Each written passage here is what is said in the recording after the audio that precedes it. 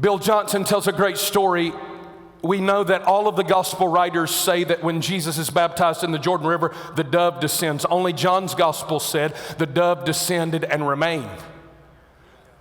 That when the dove descended on him, it remained, and the prophetic witness to John was not just the one on whom you see the dove descend, but the one on whom you see the dove descend and remain. So Bill Johnson says it like this. He said, how would you live if there was a dove on your shoulder and you never wanted it to fly away? You would take every step with the dove in mind. You'd make every decision with the dove in mind. You'd live every day with the dove in mind. I think we've had a coming of the Spirit and a going of the Spirit and a coming of the Spirit and a going on the Spirit. And you know what we call those things? Seasons. And they're justifications for inconsistencies in our life. I'm in a winter right now, so I can't feel him. No, you didn't steward him when you were in a spring, because the kingdom does not work off winter to spring to summer to fall. It works off glory to glory to glory to glory.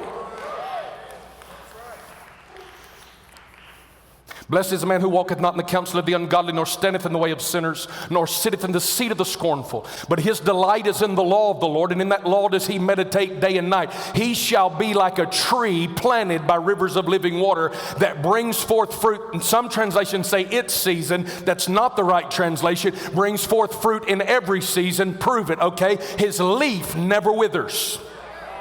And whatever he does prospers. If you live with winter, spring, summer, fall, it's an evidence that you're not appropriately planted beside the river.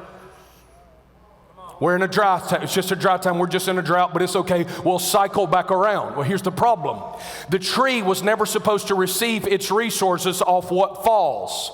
If you're planted by the river, your roots get their resources from going deep. Maybe we spend so much time praying for rain because we're so shallow.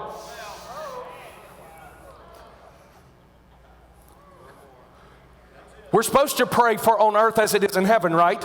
Do you know that there's a river in heaven, proceeds out of the throne and out of the Lamb? And do you know that along the streets of heaven there are leaves planted, and the Bible said they bear fruit 12, they're trees planted. The Bible said that it bears fruit 12 months out of the year, and the leaves of those trees are for the healing of the nations. Why would you put the leaves for the healing of the nations in heaven?